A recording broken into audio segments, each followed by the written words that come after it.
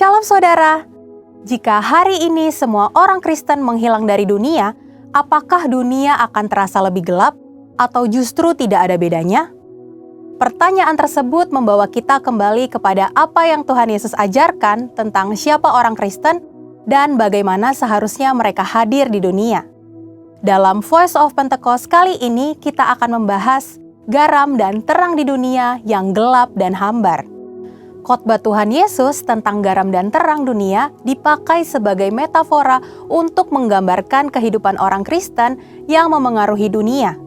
Pada intinya, orang Kristen tidak boleh hidup sebagai komunitas yang tertutup, tetapi harus berbaur dan terlibat dalam kehidupan masyarakat, serta memberikan pengaruh positif dengan menjalankan kebenaran, keadilan, kesalehan hidup, dan tidak kompromi dengan cara hidup dunia. Posisi seperti ini menyiratkan bahwa kehidupan Kristen akan selalu diperhatikan oleh orang lain, dan kekristenan akan selalu dibandingkan dengan kepercayaan lain. Orang Kristen harus berperan sebagai garam dan terang di dunia di segala kondisi, baik dalam situasi mudah dan nyaman, maupun di dalam tekanan dan aniaya. Mengapa demikian? Karena status sebagai garam dan terang merupakan sebuah identitas yang melekat pada diri setiap orang percaya, yang seharusnya tetap nyata dalam kondisi apapun. Garam mempunyai beberapa manfaat, sebagai penyedap masakan, pupuk, dan pengawet makanan yang mencegah pembusukan. Dunia sekarang sedang berada dalam keadaan yang mendekati kebusukan dan ketawaran. Di tengah situasi ini, orang Kristen terpanggil untuk menunjukkan identitasnya dengan membawa rasa Kristus di dalam dunia yang hambar secara rohani dan juga menahan kerusakan moral dengan kesalehan hidup. Hari-hari ini, kita berada di lingkungan yang mulai terbiasa dengan pergaulan bebas, seks sebelum menikah, tidak setia kepada pasangan, dan lain-lain. Kita tidak perlu menjauhi mereka, tetapi menjadi teladan bagi mereka. Justru di saat seperti inilah hidup kita berfungsi seperti garam yang mencegah kebusukan, layaknya disinfektan moral di dalam dunia yang standar moralnya rendah. Terang. Yesus adalah sang terang dunia itu sendiri. Dan Yesus menjadikan kita sebagai kepanjangan tangannya untuk menjadi pelita di dunia. Kita harus menjadi pelita yang menyala dan bercahaya. Itulah yang akan membuktikan bahwa kita sungguh-sungguh pengikut Kristus. Dalam Alkitab, terang umumnya melambangkan kemurnian, kebenaran, wahyu, dan kehadiran Allah. Kehadiran orang Kristen harus mampu merepresentasikan hal-hal tersebut di dalam masyarakat. Misalnya, kita bisa tetap memiliki tutur kata yang baik, santun, dan membangun di tengah-tengah lingkungan yang senang bergosip, cepat menghakimi, dan menghujat orang. Perbedaan nilai dan sikap kita akan dapat dirasakan oleh orang di sekitar kita. Dampak itu harus dapat dirasakan dan divalidasi oleh orang lain melalui pemberitaan Injil dan cara hidup kita yang baik. Supaya kamu tidak bercacat dan tidak bernoda sebagai anak-anak Allah yang tidak bercela di tengah-tengah orang yang jahat dan sesat ini, sehingga kamu bercahaya di antara mereka seperti bintang-bintang di dunia. Filipi 2 ayat 15. Dunia ini gelap, sehingga memerlukan terang untuk menyinarinya. Dunia juga memerlukan garam untuk mencegahnya dari kebusukan. Garam yang kehilangan rasa asin dan terang yang menjadi gelap tidak ada gunanya, sebab kehilangan hakikatnya dan perannya. Artinya, jika orang Kristen tidak ada bedanya dengan orang dunia, orang Kristen tidak akan menjadi berguna, dilecehkan, diacuhkan, atau juga mungkin disingkirkan. Sehingga kehadiran orang Kristen menjadi tidak terasa alias tawar. Dengan demikian, Tuhan tidak akan dipermuliakan, tetapi justru malah dipermalukan. Di era penyelesaian amanat agung ini, biarlah kita semua memiliki cara hidup yang menjadi garam dan terang bagi dunia yang gelap ini. Dengan cara tidak ikut budaya kantor yang toksik, tidak menyebarkan hoaks, ujaran kebencian, atau provokasi berbau sara. Sebaliknya, kita harus menjadi pribadi yang mengembangkan diri dan kemampuan, menjaga integritas, mendukung teman-teman di dunia usaha, supaya banyak jiwa yang dimenangkan bagi Tuhan. Amin. Saudara, untuk penjelasan lebih lengkapnya dari tim teologi kami, jangan lupa untuk membuka link yang ada di atas atau scan QR Code yang tersedia. Tuhan Yesus memberkati.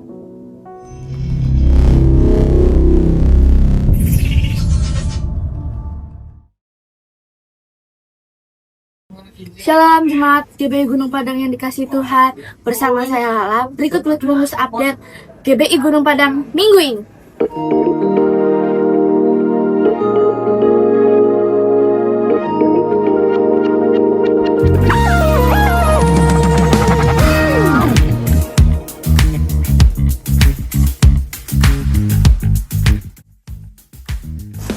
Saya juga mengucapkan selamat datang kepada Bapak dan Ibu saudara-saudari yang baru pertama kali datang di GBI Gunung Padang Purbalingga. Mari sama-sama kita merasakan lawatan Tuhan di dalam menara doa yang diadakan setiap hari Jumat jam 18.30 di GBI Main Hall. Jangan lupa, tanggal 2 Mei ada ibadah EIC Youth jam 18.30 di gereja. Minggu pagi ceria bareng Yesus, yuk ajak anak cucu kita untuk seru-seruan bareng di ibadah Kids Junction yang diadakan setiap hari Minggu jam 8 pagi di gedung Gereja Lama. Jangan lewatkan ibadah raya hari Minggu jam 8 pagi dan jam 5 sore di Main Hall GBI Gunung Padang yang akan dilayani oleh PS James Kawiso dari Uganda. Untuk ibadah online bisa kita akses di YouTube GBI Gunung Padang. Gembala beserta staf pengembalaan di GBI Gunung Padang Purbalingga mengucapkan terima kasih atas pelayanan Bapak, kiranya dapat menjadi berkat bagi jemaat di tempat ini. Mari sama-sama kita dukung dalam doa pelayanan misi Bapak Gembala beserta tim misi dari GBI Haleluya Purwokerto yang akan pelayanan di Kalimantan pada tanggal 24 Mei sampai 1 Juni 2026. Semoga lewat pelayanan ini jemaat Tuhan di Kalimantan bisa diberkati. Pelayanan bersama satu pintu, layanan untuk jemaat dilayani dalam bidang apapun. Bagi jemaat yang ingin mengetahui informasi lebih lanjut dapat menghubungi nomor yang tertera.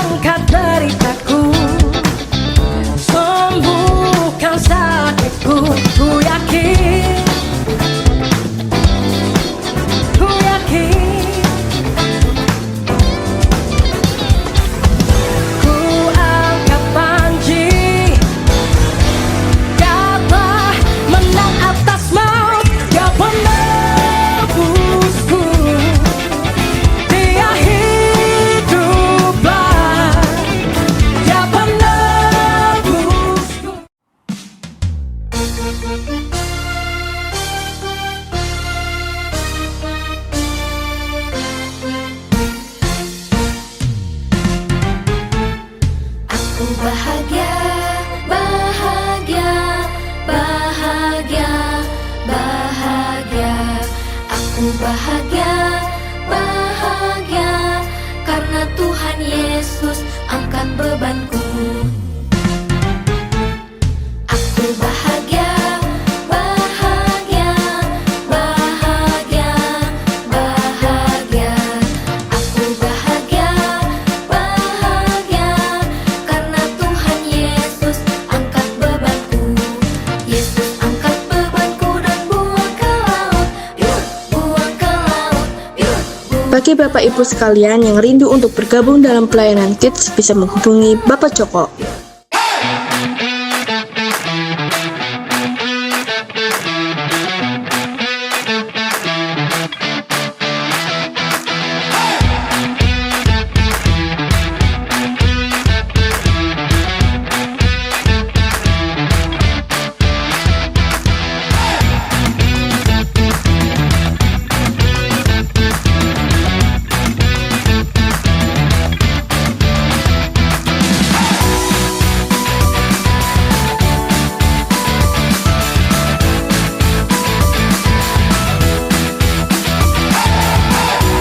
Persembahan dapat dimasukkan di kotak dekat pintu setelah ibadah. Selain itu, persembahan juga dapat dilakukan melalui transfer atau scan barcode berikut ini.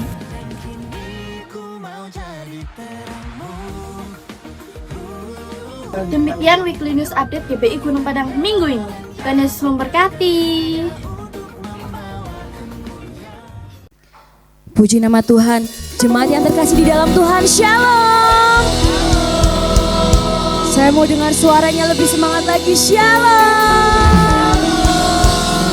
Puji nama Tuhan, hari ini kita boleh ada di tempat ini. Kita ada di minggu keempat di bulan April tahun 2026 yang percaya kasih setia Tuhan sampai saat ini terus ada bersama Bapak Ibu Saudara sekalian. Boleh saya lihat lambaian tangannya tinggi-tinggi? Haleluya, puji nama Tuhan. Sebelum kita mulai ibadah kita pada pagi hari ini, kita mau satukan hati dan berdoa. Hati kami melimpah dengan syukur Tuhan buat setiap penyertaan-Mu, buat setiap kasih-Mu dalam hidup kami Bapak. Bapak, kami percaya Tuhan, di penghujung bulan April di tahun 2026, kami percaya Tuhan, karena anugerah-Mu Tuhan kami ada, dan kami percaya kami akan melewati Tuhan di bulan-bulan berikutnya, dengan semangat, dengan kasih-Mu yang terus ada Bapak. Terima kasih Yesus, saat hari ini kami mau siapkan hati kami untuk memuji dan memuliakan nama-Mu Tuhan. Kami mau persiapkan yang terbaik hanya untuk kemuliaan nama-Mu saja Bapak. Terima kasih Bapak, kami persiapkan yang terbaik Tuhan.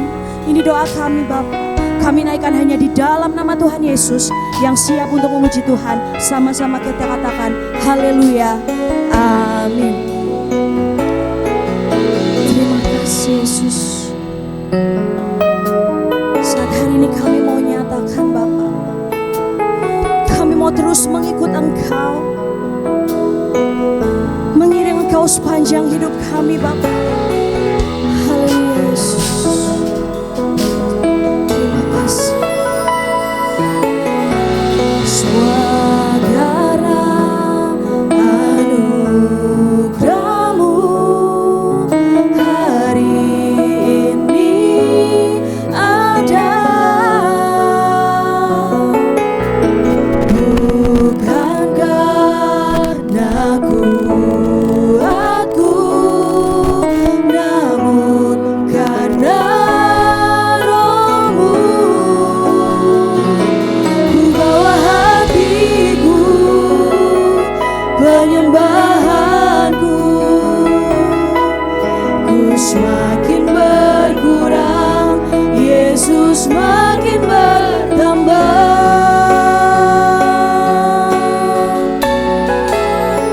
Mengikut Yesus, itulah kesukaan hatiku. Ku lepas semua hakku untuk mengenal kehendaknya di hidupku. Mengiring Yesus, itulah kekuatan hidupku. Ku yakin anugerah-Nya mampu jadikanku hamba yang berkenan selalu. Beri sorak-sorai yang terbaik untuk kemuliaan nama Tuhan. Terima kasih Bapa. Semua karena anugerah-Mu hari ini ada. Bukan karena kuatku, namun karena Roh-Mu.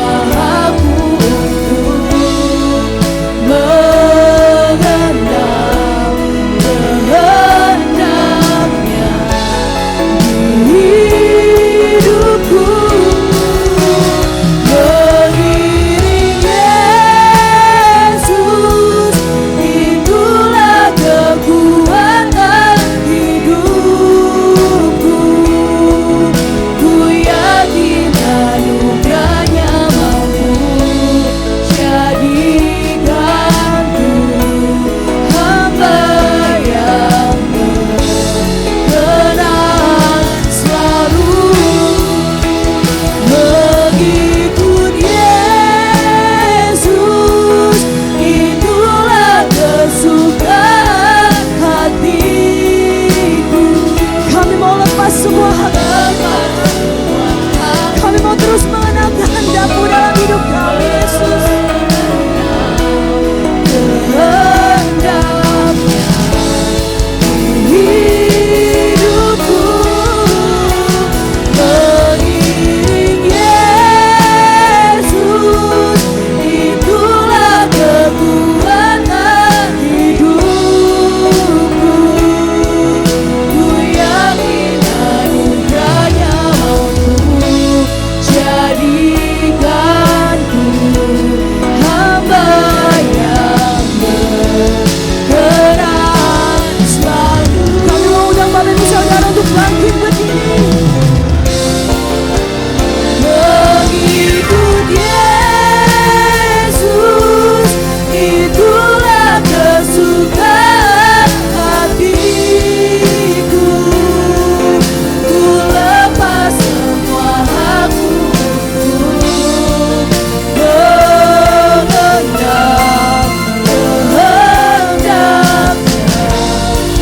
di hidupku.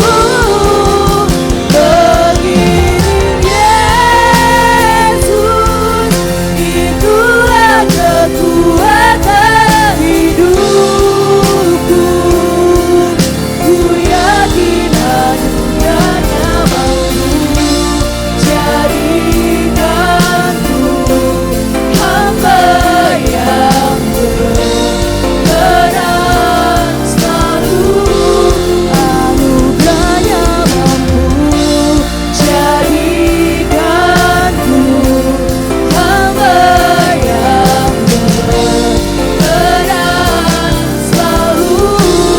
Anugerahnya mampu jadikanku hamba yang berkenan selalu.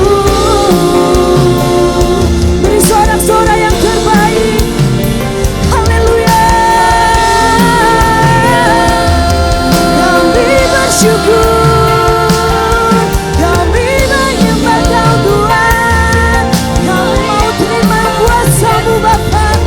Kami mau terus mengiring Engkau. Kami mau terus mengikuti kehendak-Mu Bapa. Haleluya. Kami bersyukur Tuhan. Kami menyembah Bapa. Kau dahsyat buat kami. Kau ajaib buat kami. Kami menyembah. Haleluya.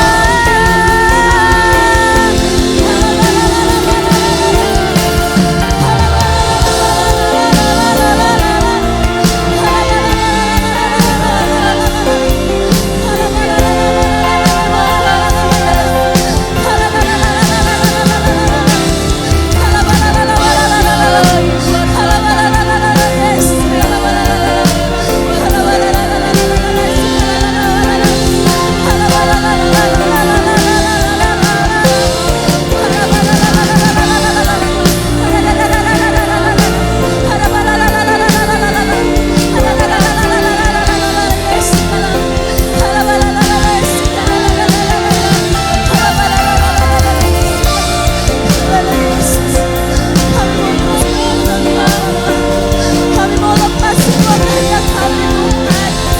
Beracaralah buat setiap kami di tempat ini Bapa.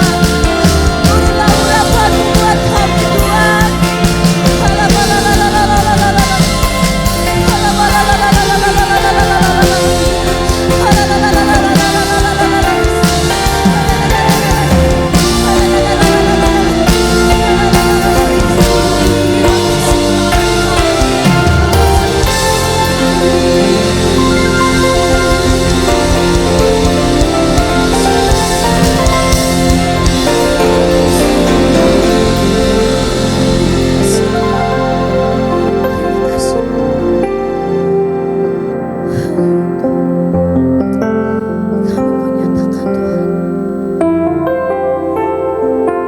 Ku bawa hatiku, penyembahanku, ku semakin berkurang, Yesus makin bertambah.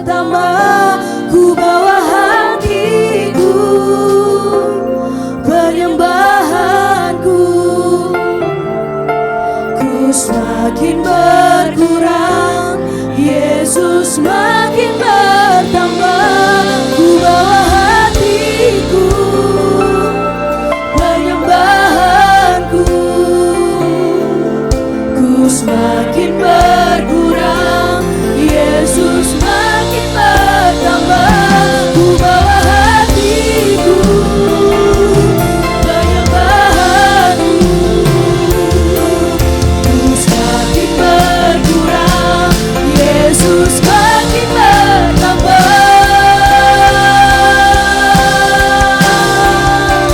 Berikut Yesus, itulah kesukaan hatiku.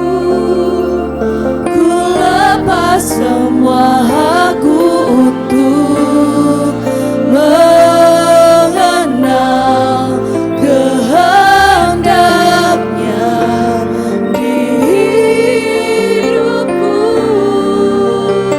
Mengiring Yesus, itulah kekuatan hidupku.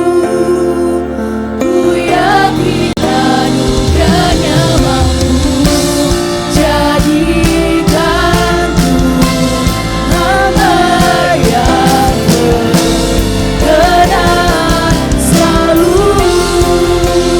Mengikut Yesus, itulah kesukaan hatiku. Ku lepas semua hakku mengenal kehendaknya hidupku. Mengiring Yesus, itulah kekuatan hidupku. Ku yakin anugerahnya mampu jadikanku hamba yang berkenan selalu. Anugerahnya mampu jadikanku hamba yang berkenan selalu.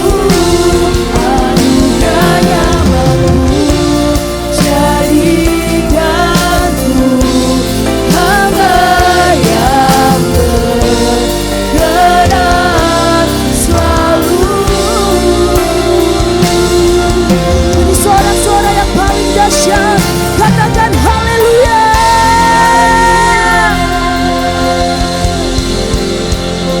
Sekali lagi semuanya shalom.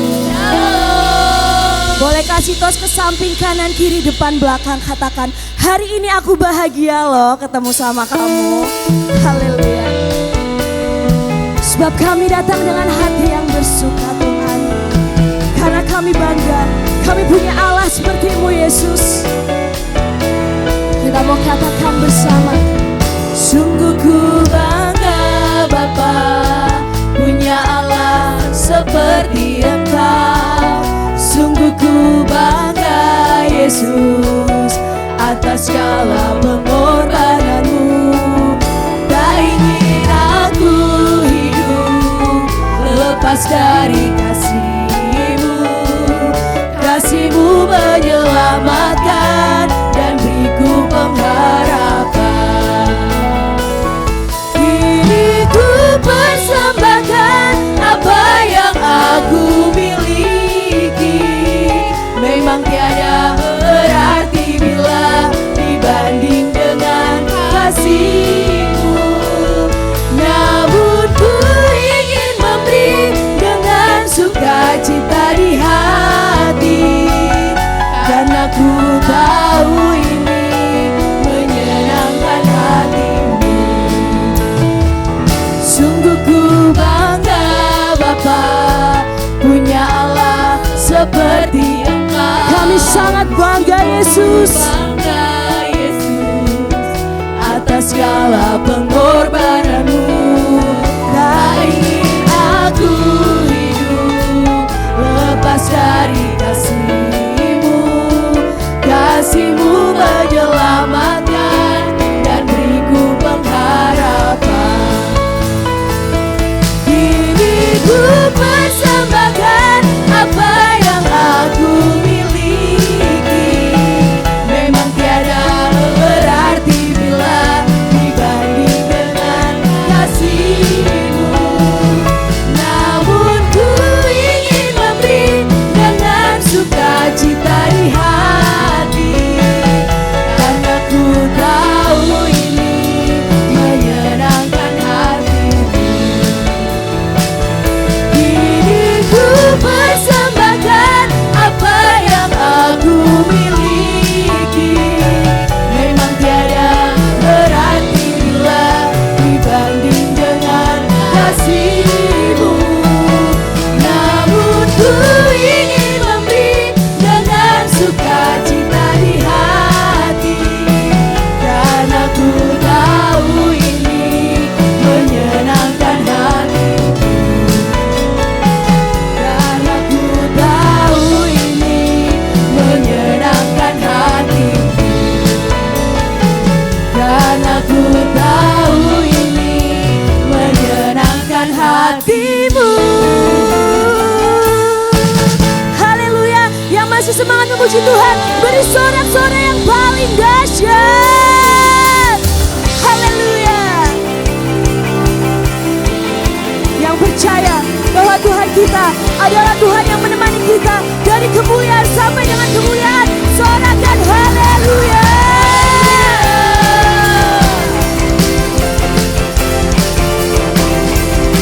Kami mau terus berjalan bersama-Mu Tuhan. Tak pernah ku ragu akan kesetiaan-Mu. Kau pegang hidupku sepenuh jiwaku. Ku yakin dan percaya Kau tuntun langkahku. Yesus, Kaulah Raja dalam hidupku, berkuasa berjaya untuk selamanya. Hanya Kau Tuhan, sumber kekuatan, kuasa-Mu tercurah bagiku senantiasa. Denganmu Tuhan, ku kan berjalan dari kemuliaan sampai kemuliaan selamanya.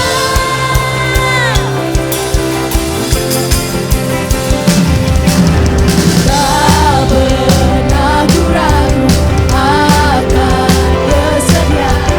Katakan bersama.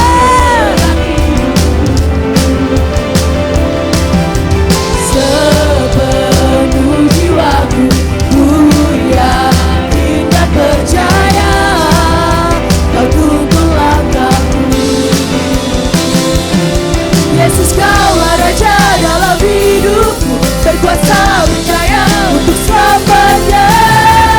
Hanya Kau Tuhan, sumber kekuatan, kuasa-Mu tercurah bagiku senantiasa. Denganmu Tuhan, kami mau terus berjalan dari kemuliaan sampai kemuliaan selamanya.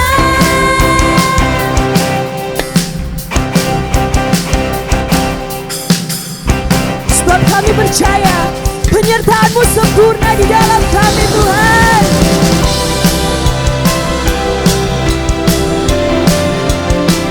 Kami percaya kedahsyatan-Mu selalu ada buat kami Bapa. Katakan bersama. Yesus, Kaulah Raja dalam hidupku, berkuasa berjaya untuk selamanya. Yesus, Kaulah Raja dalam hidupku, berkuasa berjaya untuk selamanya. Hanya Kau Tuhan, sumber kekuatan, kuasa-Mu tercurah bagiku senantiasa. Denganmu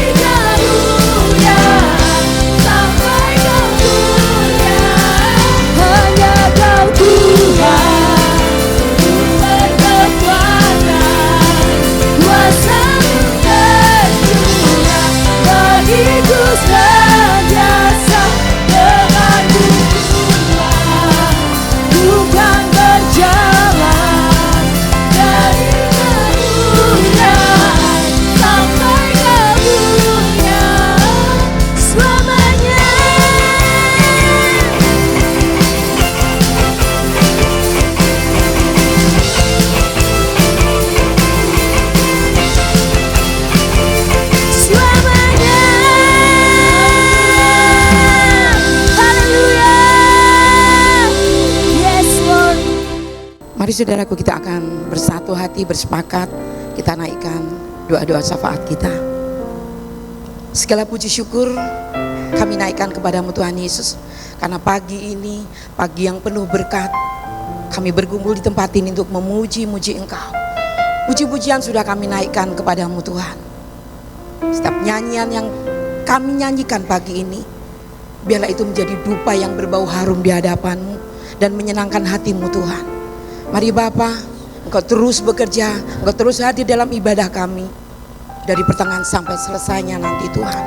Bapa, saat ini kami bersatu hati berdoa untuk para pemimpin rohani kami yang Tuhan tempatkan di tengah-tengah kami, yang terus berjaga-jaga atas iman kami, yang terus membangun iman kami untuk terus kami hidup di dalam Engkau Tuhan. Kami berdoa dan memberkati Bapak Pendeta Rubin Adi Abraham. Kami memberkati Bapak Pendeta Andreas Budi Utomo. Kami memberkati Bapak Pendeta Abednego Rasdi, dan juga kami memberkati Bapak Gembala kami Kartomius Sarjono. Demikian juga dengan Gembala pembina kami Bapak Insinyur Niko Notoraharjo, dan juga Ibu Pendeta Mulyanti Suwarna. Tuhan, kalau Tuhan sudah taruhkan para pemimpin, para pembina rohani ini Tuhan, terus Tuhan pakai dengan luar biasa. Mari tangan-Mu terus Kau ulurkan untuk anak-anak-Mu Tuhan. Mana para pemimpin-pemimpin rohani kami terus berdoa, terus bergumul, terus berjuang untuk pekerjaan di masing-masing tempat Tuhan, masing-masing pengembalaan yang Tuhan sudah percayakan. Mari Tuhan, hikmat, marifat Tuhan, pengetahuan yang baru, terobosan yang baru terus Tuhan berikan kepada para pemimpin rohani kami, sehingga kami para jemaat Tuhan, anak-anak rohaninya terus kami dibawa untuk lebih dekat dengan Engkau, hidup dengan indah di dalam Engkau Tuhan. Terima kasih Bapa, kami juga berdoa berkati dan bersyukur untuk hamba-Mu yang Tuhan sudah kirimkan dari Tegal, Bapak Daniel Rusli Tuhan, yang Tuhan percayakan untuk memberkati kami pagi ini dan sore nanti Tuhan. Berkat apapun yang Tuhan mau sampaikan melalui hamba-Mu, mari Bapak Kau siapkan setiap kami, jemaat GBI Gunung Padang ini Tuhan, untuk kami mengerti, untuk kami memahami apa yang mau Tuhan sampaikan melalui hamba-Mu Tuhan. Sehingga Tuhan, walaupun datang dari kota yang berbeda, jadi payahnya tidak akan sia-sia Tuhan, karena datang ke tempat ini untuk memberkati seluruh jemaat GBI Gunung Padang ini Tuhan. Demikian juga dengan pelayanan Bapak Daniel pun di Tegal Tuhan, dengan segala pergumulannya, keluarganya, anak istrinya, Tuhan kami pertaruhkan kepadamu. Kami tahu ini adalah urusan-Mu Tuhan. Karena itu Tuhan kami yakin dan kami percaya bahwa Tuhan mengurusi kehidupannya dengan total Tuhan. Terima kasih Bapa. Kami juga berdoa dan mengangkat tangan kami untuk bangsa dan negara kami Indonesia. Kami bersyukur ada di dalamnya. Kami bersyukur menjadi bagian dari bangsa ini Tuhan. Mari Bapak Engkau terus pakai dengan luar biasa anak-anak Tuhan yang ada di Indonesia ini. Kami tidak mau menjadi warga negara yang pasif, tapi kami menjadi anak-anak Tuhan yang terus berdoa dan berdoa memberkati bangsa ini. Walaupun kami tahu saat ini keadaan dan kondisi Indonesia Tuhan sedang tidak baik-baik saja. Bahkan kenaikan harga-harga barang-barang ekonomi kami Tuhan, kami tahu Tuhan ini memberatkan kami. Tapi satu yang kami yakin, anak-anak Tuhan tidak akan pernah kelaparan, anak-anak Tuhan tidak akan pernah kekurangan, karena kelimpahan ada di dalam Engkau. Terus turunkan Roh-Mu, sehingga kami anak-anak Tuhan terus hidup bergantung, mandul terus kepadamu Tuhan. Sehingga bangsa Indonesia ini Tuhan, kalau kami warga negara seluruhnya Tuhan, kami bersatu hati berdoa memberkati bangsa ini, tidak mengutuk bangsa ini, tidak mengucapkan kata-kata yang negatif untuk bangsa ini. Kami yakin, kami percaya bangsa ini akan terus maju. Demikian juga Tuhan, para pemimpin yang Tuhan sudah tempatkan di Indonesia ini Tuhan, Bapak Presiden, Bapak Prabowo, dan juga Bapak Gibran Tuhan. Tuhan, turunkan tangan-Mu atas mereka Tuhan. Dari pemimpin pusat sampai ke daerah, bahkan sampai ke RT RW sekalipun Tuhan, kebijakan-kebijakan yang diambil biarlah seturut dengan firman-Mu Tuhan. Bapa, Kau hancurkan roh-roh keserakahan. Kau hancurkan roh-roh yang mementingkan golongan dan kepentingan pribadi.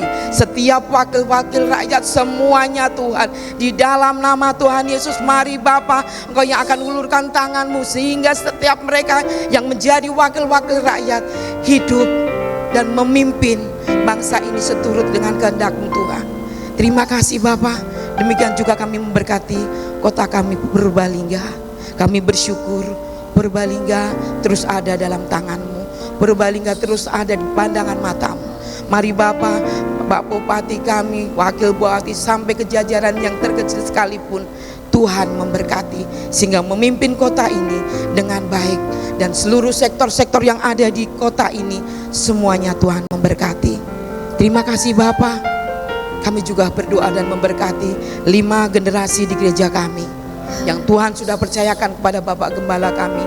Tuhan, dari balita sampai ke lansia, Tuhan memberkati sehingga setiap kami terus Tuhan dibawa untuk hidup dengan seturut firman-Mu. Bapak Ibu Gembala kami terus membawa kami, mendidik kami, membimbing kami sehingga kami terus naik level Tuhan.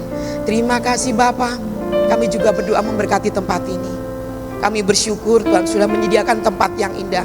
Sekalipun tempat ini belum menjadi milik kami, tapi iman kami tetap kuat di dalam Engkau. Amin Tuhan. Kami yakin tepat pada saatnya nanti Tuhan karena izinkan tanah dan bangunan ini akan menjadi milik GBI, jemaat GBI Gunung Padang Tuhan. Di dalam nama Yesus, cara Tuhan akan menjadi mujizat buat kami. Terima kasih Bapa, terpujilah nama-Mu. Kami juga berdoa untuk para pelayan-pelayan di tempat ini, seluruh pelayan-pelayan Tuhan yang Tuhan sudah percayakan. Biarlah kami terus hidup kudus di dalam Engkau. Bahkan kami juga berdoa untuk kegiatan selama sepekan. Tuhan yang akan terus memberkati. Bahkan tanggal di Mei nanti Tuhan, kalau ada beberapa jemaat Tuhan, ada beberapa hamba-hamba Tuhan yang akan mission camp Tuhan, kami serahkan kepadamu. Kalau kunjungan kami ke Kalimantan nanti, biar ini juga akan membawa berkat bagi Kalimantan Tuhan. Terima kasih Bapa, terpujilah nama-Mu. Di dalam nama Yesus kami mengucap syukur dan berdoa. Haleluya. Amin. Tuhan, kami tahu ini tugas bagi kami untuk melayani Engkau Yesus.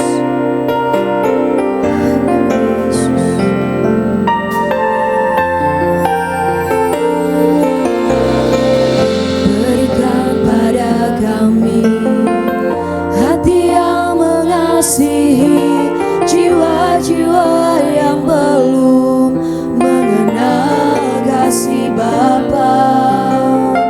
Mereka yang dalam gelap, mereka yang tersesat, hati kami iba seperti hati-Mu Yesus.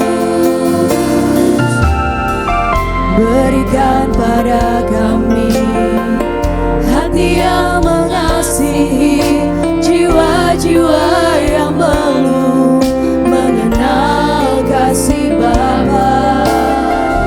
Mereka yang dalam gelap, mereka yang tersesat, hati kami iba seperti hati-Mu Yesus. Tuhan, ini tugas kami. Beri keberanian bagi kami. Taruhlah roh yang rela melayani dan menyenangkan hati Tuhan, itu yang Ku ingin. Kita pujikan lagu ini dari awal dengan lebih bersungguh-sungguh. Berikan pada kami hati yang mengasihi jiwa-jiwa yang belum mengenal kasih Bapa. Mereka yang dalam gelap, mereka yang tersesat, hati kami iba seperti hati-Mu Yesus.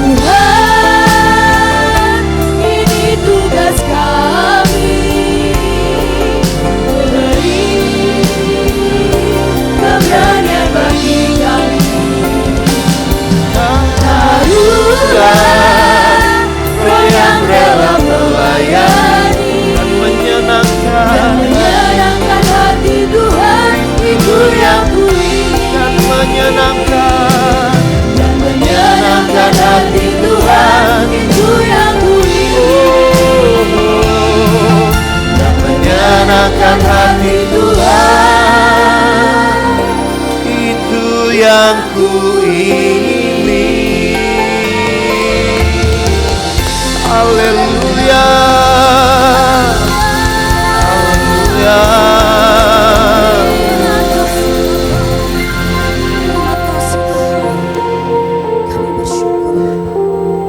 Bahwasanya kebaikan Tuhan sudah membawa sampai kami hari ini, bahkan lebih dari sekedar menyenangkan hati kami, tapi Engkau telah memuaskan kami.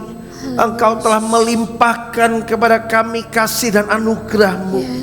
Itulah sebabnya Tuhan, kalau hari ini kami katakan lewat pujian ini, kami mau menyenangkan hati-Mu, itu belum ada apa-apanya. Dan itu adalah gaya hidup yang harusnya kami bangun, bahwa menyenangkan Tuhan bukan hanya waktu kami beribadah, tetapi hidup kami adalah kehidupan yang menyenangkan hati-Mu ketika kami mau melakukan kehendak-Mu. Terima kasih buat pagi hari ini kami boleh berhimpun bersekutu bersama di rumah-Mu Tuhan. Kami boleh memuji mengagungkan akan segala kebesaran dan kebaikan-Mu bagi kami. Terima kasih Bapa, dan saat ini kami akan bersama-sama belajar kebenaran firman-Mu. Urapi kami semua, urapi hamba-Mu, sehingga kami memiliki hati dan telinga seorang murid Tuhan. Bukan hanya mendengar, tapi kami mau melakukannya, sehingga firman Tuhan bertumbuh dan berbuah di dalam setiap kehidupan kami, dan buah itu dapat dinikmati oleh banyak orang, sehingga mereka boleh mengenal Kristus lewat hidup kami. Terima kasih Bapa, kami mengucap syukur di dalam nama-Mu saja. Haleluya, sama-sama katakan amin. Boleh kasih tepuk tangan buat Tuhan kita yang besar. Haleluya, haleluya. Silakan duduk Bapak Saudara kekasih. Terima kasih tim Present Worship, itu luar biasa. Ya, shalom. Ya, selamat pagi Bapak Saudara kekasih. Apa kabar semua? Luar biasa, amin. Puji Tuhan. Ya, sukacita saya boleh ada tempat ini. Ini kedua kalinya masuk ruangan ini. Ya, satu kali di tahun lalu ketika saya di luar rencana Bapak Saudara mau melayani ke Wonosobo.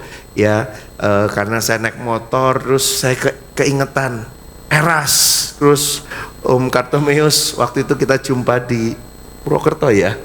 Ya, jadi oh ya, di Purbalingga ada hambanya Pak Eras, Ibu Yohana, kemudian Pak Eras, Pak Kartomeus ya, dan Eras, dan akhirnya saya mampir sebentar lihat tempat ini. Wow, luar biasa, Tuhan membawa gerejanya, dan akhirnya hari ini saya boleh menyampaikan firman Tuhan. Ya, saya Daniel Rusli ya, dari Kota Tegal, seperti yang disampaikan. Tentu berterima kasih Om Kartomeus yang kasih kesempatan buat saya, ya Tante Yohana yang kasih kesempatan buat saya, ya dan tentu adik saya Eras yang mungkin 3 tahun lalu kita jumpa dari GBI Haleluya Purwokerto, dan tiba-tiba dia hampiri saya. Thank you buat peneguhan firman-Nya. Saya nggak tahu pergumulan dia apa saat itu, tapi hari ini jawabannya saya tahu dari papanya ya. Ya, karena dengan caranya Tuhan membawa anak muda ini boleh menerima panggilan Tuhan. Wow, luar biasa. Ya, Bapak Saudara kekasih, hari ini kita akan belajar firman Tuhan. Oh ya, saya lupa memperkenalkan mungkin keluarga saya, karena sebenarnya istri saya pingin hadir, tetapi ternyata besok anak yang sulung apa SAT atau apa gitu ya. Jadi ya dengan berat hati pingin ikut, tapi nggak bisa ninggalin tempat untuk dampingin anak. Ya, ini istri saya Agnes saat ini juga melayani bersama dengan 2 orang anak. Kelas 6 SD dan satunya kelas 3 SD, ya Marvel dan Ceris. Mungkin Bapak Ibu pernah ke Kota Tegal, papa saya juga katanya berapa kali di waktu lalu ya, karena beliau sekarang memang udah amat senior sehingga memang jarang-jarang keluar ya, Pendeta John Rusli, dan beliau titip salam buat Om, kiranya boleh jadi berkat. Ya, ini sedikit gambaran kami melayani di Asem 3. Kenapa sekarang kita lebih sering sebut Astik, karena kadang orang bilang saya mau ke gereja Asem, itu nggak enak gitu dengannya ya. Jadi kita bikin keren dikit, Astik, Asem 3 disingkat. Tapi kami percaya Astik itu awesome things in God. Kami banyak melihat mujizat Tuhan, keajaiban Tuhan. Dan di bulan Oktober lalu kami ngerintis satu home di luar Indonesia yang menurut akal pikiran kami nggak mungkin masuk akal. Ya, kami melayani 1 Oktober lalu merintis cabang di Hong Kong. Ya, saya 7 tahun dan istri membantu sebuah gereja misi waktu 2013 sampai 2020 di Hong Kong, dan setelah itu saya nggak berpikir akan kembali ke Hong Kong karena Hong Kong bukan tempat yang ramah secara seperti Indonesia yang begitu ramah, dan bukan tempat yang ramah buat dompet, saudara ya. Jadi akal pikiran saya berkata saya nggak akan ke sana lagi. Tetapi Oktober tahun lalu Tuhan izinkan kami untuk merintis di sana. Nanti di akhir saya akan cerita kaitannya dengan khotbah ini. Saya kira mungkin itu sedikit perkenalan saya. Dan Bapak Saudara, saya ingin mengajak kita mau belajar firman Tuhan tentunya, tapi saya ingin buka dulu dengan pertanyaan-pertanyaan untuk membuat kita menggali ya.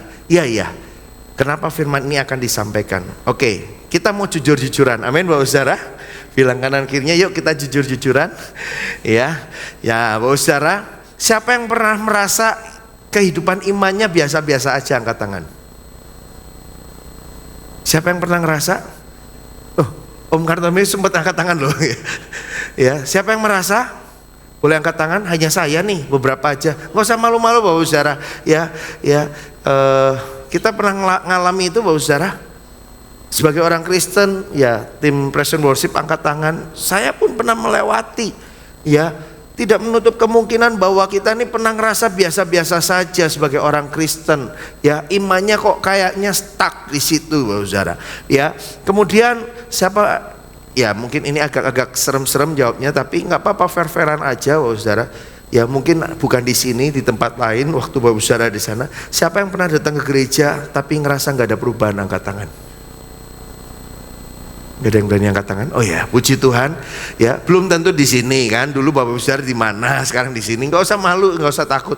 Ya, di tengah-tengah jemaat saya juga tanya. Kadang buat mengukur ya diri saya, mungkin oh iya ya. Kadang kita sudah terlalu biasa kebaktian. Biasa itu kelihatannya bagus, tapi kadang agak ngeri gitu ya. Sudah biasa. Ya, sekali lagi, nggak usah takut. Siapa yang pernah ngerasa datang ke gereja tapi nggak ada perubahan? Oke, lebih sedikit nggak apa-apa Bapak Saudara ya. Tuhan melihat hati. Ya, oke. Ini pertanyaan yang ketiga. Siapa yang rindu dipakai Tuhan tapi ngerasanya belum siap? Angkat tangan. Oke, ada berapa? Ya. Engkau yang angkat tangan, jadilah kepadamu seperti apa yang Tuhan kehendaki ya. Ya, baik Bapak Saudara, saya nggak jebak Bapak Saudara, saya nggak ngeprank. Karena menurut saya pertanyaan-pertanyaan saya tadi itu adalah pertanyaan yang gini. Orang Kristen banyak ngalami, tapi orang Kristen malu mengakui dan nggak mau mengalami perubahan. Padahal itu tipu muslihat iblis. Kenapa Bapak Saudara? Loh, tempat paling aman untuk bikin orang nggak bertumbuh di tempat yang dia rasa aman. Bagi orang Kristen tempat paling aman di mana? Ayo, tempat yang kita kalau ngeliat orang Kristen kayak malaikat semua di mana? Gak usah malu-malu, di gereja. Ayo, nggak mungkin di pasar, nggak mungkin di toko, betul nggak Bapak Saudara? Kita kalau udah masuk gereja kayak malaikat semua, betul nggak? Oh, ya saya juga Bapak Saudara. Shalom. Wah. Tapi kan kalau dulu, matanya dipakai gitu kan, bisa aja aduh gitu. Siapapun kita, tempat paling aman tuh di mana untuk kita bisa bersembunyi ya tempat yang bagi kita aman, yang kelihatannya holy, yaitu gereja.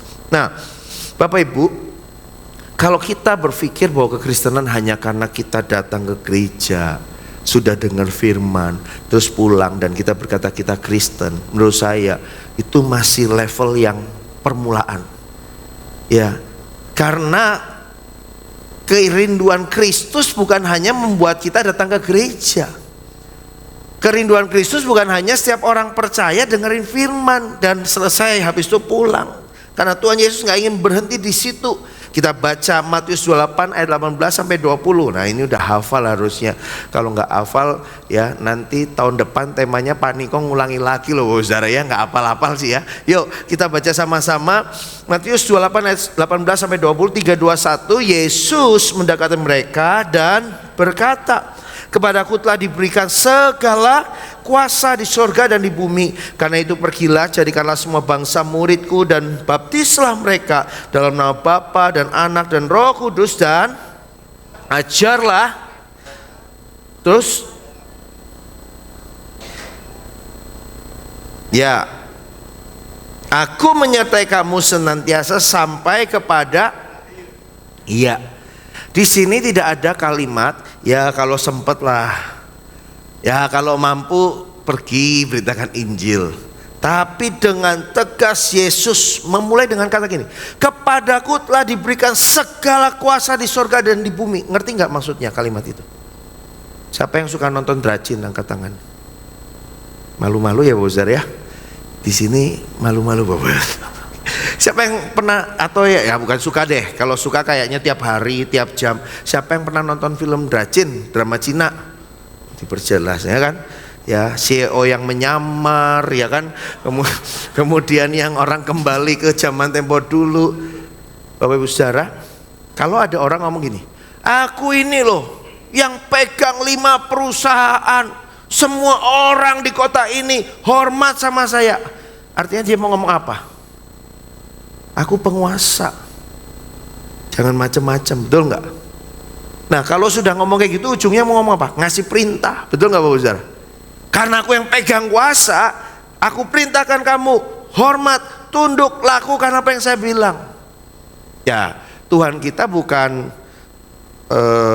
manusia yang nyamar jadi Tuhan, tapi Tuhan kita benar-benar Tuhan. Dia CEO atas segala alam semesta ini, amin Bapak Saudara. Dan dia berkata sebelum dia tinggalkan dunia ini untuk kembali ke tempatnya di sorga, dia berkata, kepadaku diberikan segala kuasa, karena itu pergilah. Jadi ini bukan pilihan. Kalau aku mampu, kalau aku sempat, kalau aku bisa. Dengan jelas ini perintah. Kalau orang berkuasa ngomong, kasih perintah, dan ada orang yang melawan perintah itu, konsekuensinya apa? Kena disiplin, kena hukuman. Saya nggak nakut-nakutin Bapak Ibu Saudara. Mungkin disiplin tidak selalu bicara hal yang menakutkan dari arti kita dicambuk, kita dipenjara. Tapi menurut saya yang lebih menakutkan adalah ketika kita nggak mendapat bagian kasih karunia Tuhan ketika nanti kita menghadap Tuhan. Itu lebih menakutkan. Bapak Ibu, saya tuliskan kalimat gini. Kita baru ngerayain Paskah kan. Kebangkitan Kristus tidak berhenti di kubur kosong, tetapi terus berjalan dalam hidup setiap orang percaya yang mau dipakainya. Kebangkitan Kristus nggak berhenti di kubur kosong. Ya, kami di Tegal, tema yang kami angkat tahun ini adalah Speak Up the Truth, menyuarakan kebenaran. Dan Jumat Agung dan Paskah kami kasih judul Speak Up from the Cross, on the Cross, Speak Up the Truth from the Cross. Jumat Agungnya dan Paskahnya judulnya, nah ini yang bikin pembicaraan dan pusing waktu itu, Speak Up from the Empty Tomb. Speak up the truth, menyuarakan kebenaran dari kubur kosong. Lah mau ngomong apa di kubur kosong? Tapi pembicaranya ya tentu karena kami juga berdoa buat hamba Tuhan ini, Tuhan kasih kepada beliau hatinya Tuhan ya, Pak Pendeta Yakub Esra. Beliau sampaikan ternyata dari kubur kosong. Setelah saya renung-renung, justru dari kubur kosong ini Tuhan mau ngomong, kuburnya sudah kosong, ngapain kamu ngurusi kubur? Jadilah pemberita Injil. Nah Bapak Ibu Saudara kekasih, kekristenan ini bukan hanya bicara tentang oh saya percaya Yesus. Banyak orang hanya terjebak kepada berkata aku percaya Yesus kok Tuhan dan Juru Selamat. Dan kadang kita ngerasa gini, sudah ngomong gitu udah beres. Dan sadarkah Bapak Saudara, itulah tipu muslihat iblis yang membuat kita gini, tidak pernah menyelesaikan sampai tuntas apa yang Tuhan mau dalam hidup kita. Banyak orang bisa mulai start dengan bagus, tapi halo dengar Bapak Saudara, pertandingan tidak hanya diukur startnya bagus. Pertandingan akan ditentukan ketika orang itu berlomba dengan tekun sampai garis, sampai garis akhir, garis finish. Udah larinya bagus, startnya bagus, larinya bagus, tapi terus dia belok nggak nyampe finish, apakah dia disebut sudah menyelesaikan pertandingan? Enggak. Dan tidak ada pelari yang sampai garis finish akhir tapi dia nggak pernah memulai dengan start yang baik, nggak ada. Pernah ada kejadian di lomba lari maraton terkenal, seorang wanita, dia tidak pernah melakukan, atau dia pernah lari tapi larinya itu agak tipu-tipu gitu, saudara. Dia ikut start sebentar, terus masuk kereta bawah tanah, nyegat di mana, ya, terus ujungnya garis finish. Untuk sesaat orang itu kelihatannya juara, tetapi setelah diselidiki ketahuan gelarnya dicabut. Nah, kekasih Tuhan, demikian juga setiap orang percaya, Tuhan gak menghendaki kita hanya sekedar percaya, tapi Tuhan mau setiap kita orang percaya bergerak. Katakan bergerak. Mari kita responi apa yang Tuhan mau. Dan hari ini kita akan belajar ada 3 respon yang penting yang harus kita miliki sebagai muridnya Yesus.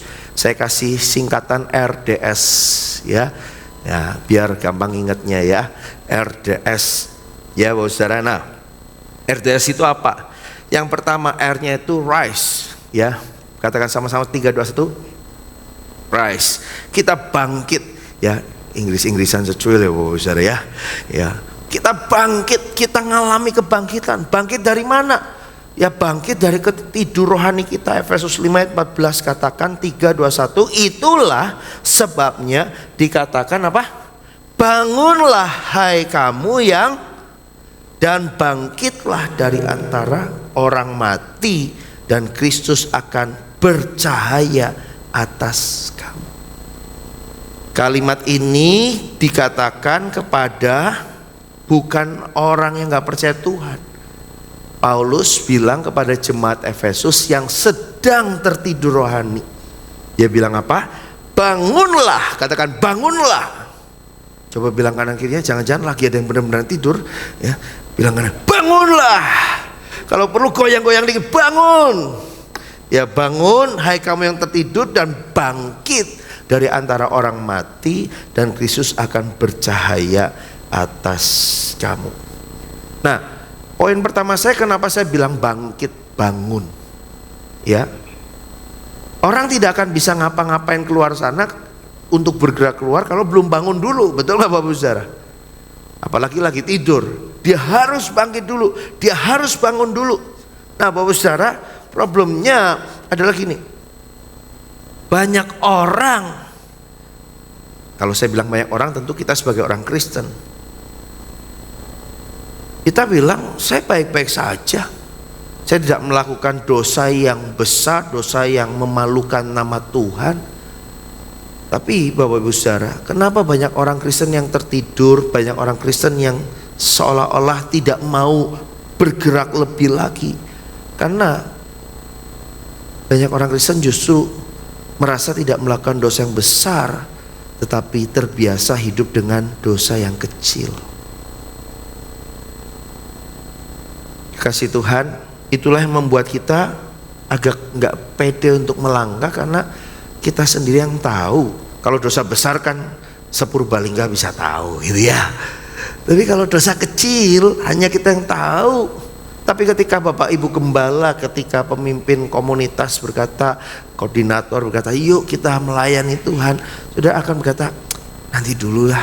Alasannya sibuk, alasannya anak, alasannya studi dan sebagainya. Padahal saudara sendiri berkata, aku masih gak beres. Bapak Ibu saudara yang kekasih, ternyata yang bikin kita nggak bisa maju bukan masalah dosa besar. Orang Kristen mungkin masih bisa jaga diri, nggak ngelakukan dosa yang kelihatan besar. Tapi ketika hal-hal kecil yang kita tahu itu nggak benar, itu bikin kita takut melangkah. Itu yang bikin kita nggak bisa bertumbuh. Itulah yang disebut Anda dan saya akan mengalami stuck secara rohani. Enggak lah. Nanti kalau aku melangkah, aku resikonya lebih besar, tanggung jawabku lebih besar. Enggak ah. Saudara, bertanyalah dalam hati kita, gimana ya hari ini dengan pertumbuhan imanku? Bagus, gitu-gitu aja, atau lagi ngedrop? Gak usah dijawab, renungkan sendiri. Bertanyalah dalam diri masing-masing kita, kapan ya terakhir saya sungguh-sungguh mencari Tuhan? Orang mungkin bilang, ngapain sih Pastor Daniel nanya-nanya kayak gini? Ini saya pakai Bapak Saudara. Karena yang tadi saya bilang di awal, tanpa sadar kadang kita anggap kebiasaan itu baik. Biasa ke gereja, biasa doa, biasa pujian penyembahan. Pokoknya bukan biasanya Bapak Saudara. Tapi apakah setiap engkau berdoa, engkau masih mengalami perjumpaan sama Tuhan? Apakah waktu engkau baca Alkitab, engkau masih mendapatkan pewahyuan daripada Tuhan, peremaan yang mendalam? Atau Alkitab tinggal seperti buku biasa yang engkau baca? Ini yang harusnya kita khawatirkan. Kalau kita sebagai orang Kristen sudah biasa melakukannya. Saya ingat pertama kali saya berkhotbah di tahun 94. Dan usia saya, kalau saya sebut usia jadi saya ketahuan ya, nggak apa-apalah. Saya 11 tahun Bapak Saudara. Dan khotbah pertama saya bukan di gereja sendiri. Saya masuk ke Lawang Bible Training Center 1 bulan di kota itu. Nggak tahu sekarang mungkin masih ada. Saya peserta paling muda di tempat itu. Hari pertama dikirim, diantarkan papa. Kemudian papa pulang. Ya, saya ditampingi 1 orang. Ya, namanya anak 11 tahun, pertama kali ditinggalkan. Ya, suruh nyuci baju sendiri, nyetrika sendiri, bangun setiap hari jam 4 pagi, ikut doa pagi dan sebagainya. Nangis Bapak Saudara. Tapi itulah proses Tuhan. Dan pertama kali saya khotbah Bapak Saudara, saya ingat betul. Itu mungkin hari ke-5 apa hari ke-7 ada pengumuman, akan diatur jadwal, semua dapat giliran pujian, dapat giliran khotbah. Semua dapat jadwal, semua pasti lihat cek nama, kan? Saya langsung cek nama, saya langsung gemeter. Aduh, saya pujian, aduh saya khotbah. Saya langsung lihat orang sekitar saya lebih senior. Yang nomor 2 yang paling muda itu, berarti saya umur 11, orang yang paling muda nomor 2 17-18 tahun. Jadi agak jauh umurnya. Jadi saya bilang, Tuhan bisa enggak ya? Tapi untungnya itu agak jauh untuk jadwal khotbah. Jadi saya mulai belajar siapin khotbah. Begitu rupa. Kemudian apa Bapak Saudara? Saya pernah kecil Bapak Saudara, percayalah saya pernah kecil, nggak sebesar ini Bapak Saudara ya. Ya, saya pernah kecil, kemudian saya ingat mimbar yang waktu itu dipakai cukup tinggi sehingga mungkin saya agak segini gitu Bapak Saudara. Ya. Dan saat itu Bapak Saudara, saya berulang kali masuk ke aula tempat kami beribadah di LBTC itu. Saya mungkin saking groginya karena itu pertama kali, saya selalu ngukur, Kak kelihatan gak ya Kak saya nanti kalau pimpin pujian, Kak kelihatan gak ya kalau saya nanti khotbah. Itu karena grogi. Tapi yang membedakan adalah gini Bapak Saudara. Ketika dulu saya tidak terbiasa, saya tuh jadi orang yang benar-benar berusaha. Tuhan, saya harus ngomong apa ya Tuhan? Tapi ada momen ketika saya sudah biasa khotbah, nggak perlu doa lagi. Oh nanti saya ngomong ini. Saya nggak ngerti maksud saya nggak Bapak Saudara? Kadang kita ngerasa biasa itu lebih berbahaya daripada waktu kita bilang, Tuhan aku gak bisa, aku butuh Engkau. Nah kekristenan kita harusnya bukan kekristenan yang biasa, tapi kekristenan yang dikatakan berbahagialah orang miskin di hadapan Tuhan. Amin Bapak Saudara. Bilang kanan kirinya, jadilah miskin di hadapan Tuhan. Supaya kita sadar kita perlu Tuhan setiap waktu. Amin Bapak Saudara. Nah, Tuhan mau kita bangkit dari tidur rohani kita. Dari area apa? Nih yang pertama, zona nyaman. Saya langsung to the point. Ini yang tadi saya bilang, kebiasaan hal yang biasa itu membuat kita nyaman. Kapan kekristenan bertumbuh? Ketika ada goncangan. Gembala pembina Pak Niko suka ngomong, kalau nanti ada goncangan itu tandanya akan ada kebangkitan. Dan memang itu ciri. Makanya Bapak Saudara, ketika kekristenan justru jadi nyaman, itu tanda siap-siap. Kalau kita nggak antisipasi, kita mengalami penurunan. Bilangan research yang terbaru 2025, dia mencatatkan bahwa tingkat pertumbuhan gereja itu hanya 0,7 atau sekian persen, dan itu turun terus dalam 5 tahun terakhir. Wah. Kapan pertumbuhan kekristenan dalam 1-2 dekade terakhir itu bertumbuh? Tahun 98. Kapan itu Bapak Saudara? Krisis moneter, krisis politik di Indonesia. Indonesia kelihatannya di mata dunia habis, betul nggak Bapak Saudara? Tapi hari itu pertumbuhan kekristenan mengalami peningkatan pesat. Jadi kalau hari ini kita aman, nyaman, menurut saya kita kudu hati-hati dalam doa juga. Misalnya nih, ini kan lagi tadi kita doa sama-sama. Puji Tuhan, doanya menurut saya tepat, ya. Tuhan, bangsa ini kita lagi ngalami masalah pergumulan, beri kekuatan sama kami untuk melewati. Itu benar Bapak Saudara. Tapi kalau doanya, Tuhan jauhkanlah masalah ini daripada kami, wah itu tipu musyiat iblis Bapak Saudara. Karena tidak ada pertumbuhan yang terjadi dengan kenyamanan. Halo, Anda tidak akan pernah bertumbuh selama kita nyaman. Segala sesuatu penemuan yang baru, ahli-ahli bisa menemukan sesuatu, itu terjadi bukan karena kenyamanan. Thomas Alva Edison bisa bikin lampu bukan karena sudah ada lampu, tetapi karena dia mengalami kondisi kegelapan, dia cari cara gimana bisa menerangi. Ngerti maksudnya Bapak Saudara?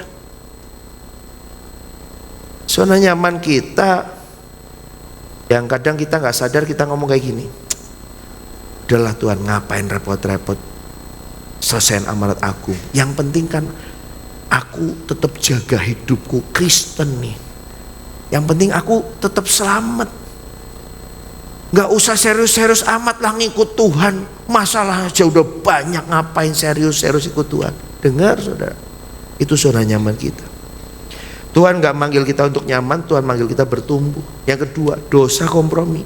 Tadi saya sempat singgung, justru hal kecil, kebiasaan-kebiasaan kita anggap ini sih nggak seberapa. Contoh simpel,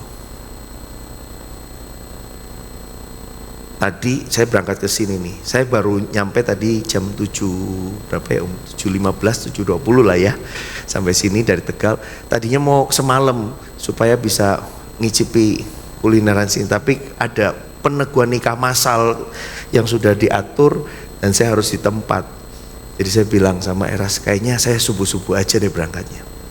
Nah kalau subuh kan jalannya sepi, termasuk persimpangan-persimpangannya ada lampu merah, betul nggak Bapak Ibu? Nah kalau udah ketawa kayaknya ngerti arahnya ya Bapak Ibu ya. Lampu merah, baru hijau kita deket merah, itu paling bikin, aduh kenapa nggak aku lewat dulu gitu kan? Paling depan lagi, kan? Habis hijau langsung merah paling depan. Nengok kanan, nengok kiri, sepi ya. Pikirannya apa Bapak Saudara? Trabas, nggak ada polisi. Terus kita bilang ini kan jalan sepi, nggak ada siapa-siapa. Dan itu yang terjadi. Saya berhenti.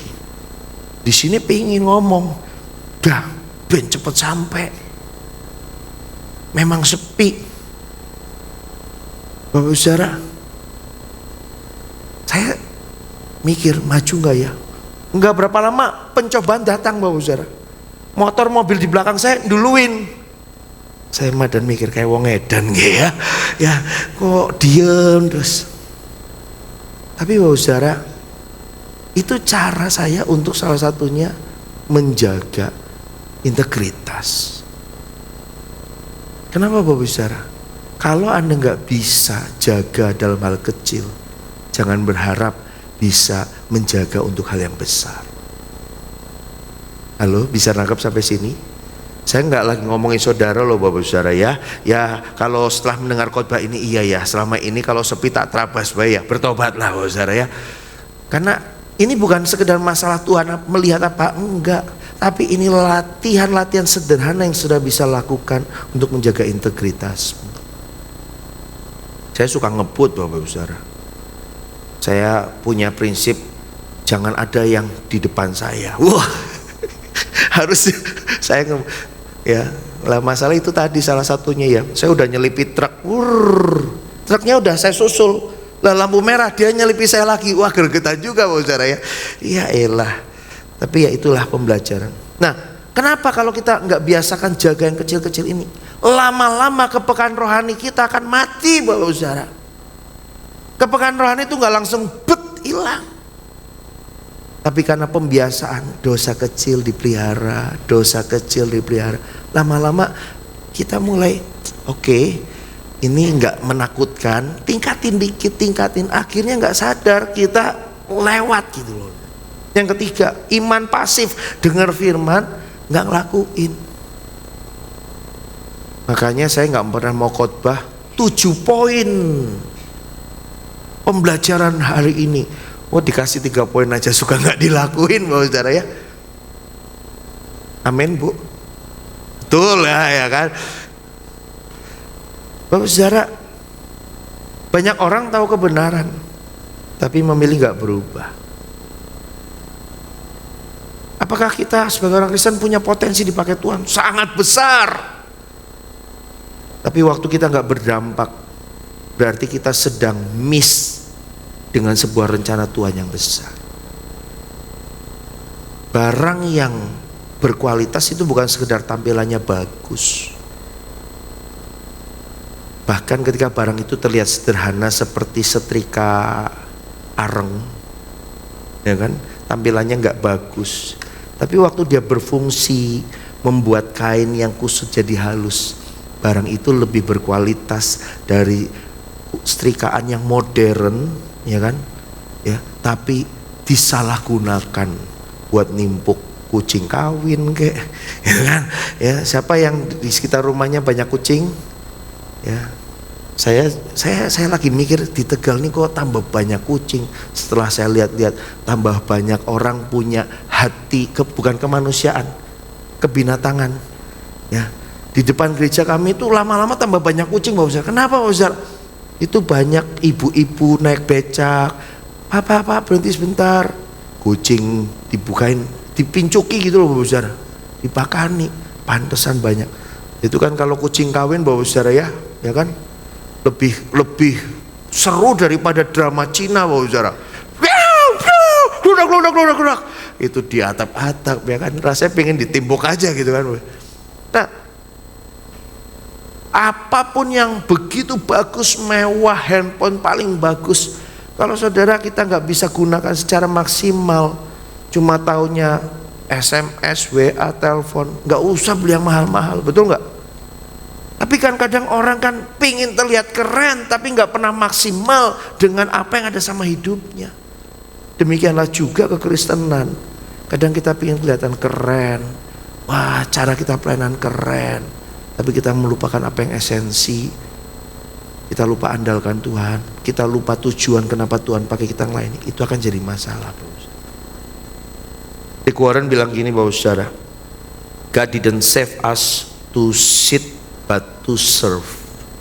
Tuhan tidak menyelamatkan kita supaya kita duduk-duduk, tapi Tuhan menyelamatkan kita supaya melayani Dia. Amin. Dan saya coba tuliskan kalimat gini, masalah banyak orang bukan gak punya potensi, tapi masalah banyak orang Kristen gak pernah mau bangkit. Sudah merasa bersalah, sudah merasa tertuduh. Nah karenanya yuk apa yang kita bisa lakukan, aplikasi yang bisa kita lakukan, mulai disiplin lagi baca firman. Kalau saudara, aduh kadang membaca terganggu gini, ya paling bagus baca. Tapi kalau nggak bisa baca firman, dengerin tuh Alkitab suara. Lagi di perjalanan naik mobil, dengerin tuh, ya kan. Jangan dengerinya lagu dangdut koplo terus, ya kan. Ya ben melek Pak. Kalau membaca firman takutnya nyetir ngantuk Pak. Nah itu ada masalah Bapak Saudara. Baca Alkitab, baca firman, renungan firman, gabung dalam komunitas rohani. Sadarlah Anda dan saya tidak didesain untuk bisa berdiri sendiri. Kita adalah makhluk sosial. Kita diciptakan Tuhan dengan kekurangan, tidak sempurna. Supaya apa? Kita sadar di komunitas ada orang yang dipakai Tuhan untuk melengkapi kekurangan kita sehingga boleh jadi sempurna. Belajar terlibat dalam pelayanan sederhana. Di Asem 3 kami desain supaya dari kecil anak punya hati melayani. Jadi setiap minggu kelima seperti hari ini, nah salah satunya nggak bisa bawa anak karena anak-anak kami yang kecil kalau nggak salah yang hari ini ya, mereka belajar melayani. Di pembukaan sebelum ibadah mereka tampil dengan satu tim pelayanan, membawa satu pujian. Ya ada yang nari, ada yang nyanyi, ada yang main musik, itu anak-anak semua Bapak Saudara. Ya ada sedikit kadang anak remaja bantu. Kami rindu mereka belajar melayani. Saya bilang, berani nggak kakak-kakak yang pegang kamera, damping yang kecil-kecil, pegang kamera yang mungkin harganya udah agak jujutan gitu ya, pegang kamera, dampingin loh, yang penting ya, takutnya kebanting gitu ya. Coba motret, coba nyuting. Karena saya melihat ya contoh anak saya yang kecil yang umur sekarang 8 tahun, ternyata ngambil angle fotonya bagus. Dia jagoan TikTok, bisa gini-gini depan kamera. Bapak Saudara, pasti Om Karto kalah ya kan. Bapak Saudara, jangan abaikan potensi-potensi itu. Nah, belajarlah terlibat dalam hal yang sederhana. Mungkin nggak diminta langsung pegang sound system, ya kan. Pelayanan sound system itu nggak kelihatan, tapi kalau ada nging semua ngelihat ke belakang gitu kan, ya kan, benar nggak? Yang itu di atas itu nggak kelihatan, ya. Tapi kirian ada masalah dikit, mataku tertuju padamu semua. Kira-kira lagunya gitu. Jadi banyak orang takut jadi soundman gara-gara gitu. Nah, kita masuk yang kedua langsung. Pertama tadi apa? Bangkit. Yang kedua apa? Disciple, muridkan. Nah ini bukan, ya tentu kalau kita mau memuridkan kita harus dimuridkan. Tapi gini, saya mau kasih tahu kenapa kita harus praktek memuridkan. Dalam hal ini saya dalam kemurahan Tuhan diberi mandat untuk jadi ketua bidang pemuritan di lingkungan BPD Jateng. Waktu saya diminta oleh Bapak Ketua BPD, mau nggak terlibat di bidang pemuritan, saya langsung respon mau. Karena saya sadar pemuritan ini hal yang sangat penting. Itulah yang kami alami 2020 sepanjang Covid. Waktu itu kami masih di Hong Kong. Bapak Ibu, saya membayangkan situasi waktu itu di Hong Kong. Waduh, ini sebentar gereja bisa ditutup sama pemerintah. Hong Kong bagian dari China Bapak Saudara. Dan 2019 bulan November waktu itu ada demo payung kuning, ya, di mana orang-orang Hong Kong yang anti China itu menentang kepemimpinan China, kira-kira gitu. Mereka menggelar demo, 3 tempat penting itu berbulan-bulan dikuasai. Salah satunya area kami tinggal Bapak Saudara, itu jadi tempat yang sepi, padahal itu tempat yang paling ramai sebelumnya di daerah Kos WB namanya. Dan singkat cerita, sudah kena demo, belum selesai langsung Covid, tambah anjlok Bapak Saudara. Wah, itu pikiran saya langsung berkecamuk. Wah, ini China tambah masuk nih. Habis ini gereja di Hong Kong nih bakal bisa jadi kayak China nggak ya, dipersulit dan sebagainya. Tuhan baik loh. Di Agustus saya ikut sebuah training tentang pemuritan secara online dari sebuah gereja Indonesia yang jadi berkat luar biasa, namanya GPCC. Dan itu pertama kali mereka bikin secara online, sehingga kami yang di luar negeri ini juga bisa join kira-kira gitu. Dan harganya jadi lebih murah kan, gak usah tiket pesawat, gak usah ini. Nah itu yang kami praktekin Bapak Saudara. Jemaat gak boleh kumpul hampir 2-3 tahun tuh, gak boleh kumpul, aturan pemerintah ketat sekali. Tapi kami pemuritan secara online, bikin pertemuan one on one. Ternyata yang terjadi apa Bapak Saudara? Yang pertama, pertobatan di masa kami online mengalami peningkatan pesat saat itu. Pelayan Tuhan, saya sebut pelayan Tuhan ini bukan sekedar pelayanan iya, tapi pelayan Tuhan artinya mereka belajar membina orang, memulihkan, bertambah. Kenapa? Mau gak mau semua belajar. Dan ada berkat-berkat yang lain, termasuk keuangan gereja saat ibadah 3 tahun gak bisa, ya kami setahun lah ya, kita gak bisa onsite, ngalami peningkatan 400 kali lipat, 400%, 4 kali lipat. Bapak Saudara, yang saya mau cerita nih gini, kenapa kita harus memuridkan? Karena waktu kita melakukan apa yang Tuhan perintahkan, maka apa? pemeliharaan Tuhannya nyata sempurna. Kenapa kita seret berkat Tuhan? Masalahnya apa? Mintanya berkat tapi Tuhan suruh apa kita nggak ngelakuin. Kira-kira gitu loh maksudnya Bapak Saudara. Tuhan mau kita memuridkan. Makanya 2 Timotius 2 ayat 2 bilang gini, apa yang telah engkau dengar dariku di depan banyak saksi, percayakan itu kepada orang-orang yang dapat dipercaya, yang juga pandai mengajar orang lain. Artinya gini, pemuridan itu bukan sekedar ayo kumpul sama saya. Karena kalau kita lihat pola pemuridan di mana Bapak Saudara, kalau para orang Yahudi itu pola pemuridannya gini, bukan murid cari sekolah atau guru yang paling bagus, ya. Tetapi apa? Ini yang Bapak Saudara bisa lihat kenapa Yesus ke pantai.